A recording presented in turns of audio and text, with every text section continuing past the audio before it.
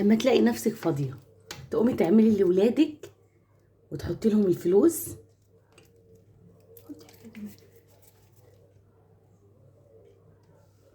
وتعملي لهم فلوس يتخانقوا عليها. حلاوه البوبس، حلاوه المصاصه، شايفاه؟ حطي الجنيه فيها ويتخانقوا مع بعض بقى لمين اللي هيكسب الجنيه. هنا ربع جنيه، مصاصه بيتي 100%. شايفاه؟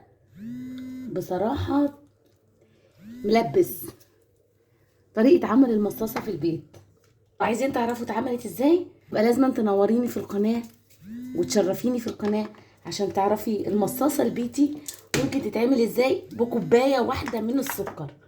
شايفاه؟ بصراحه يا جماعه تحفه.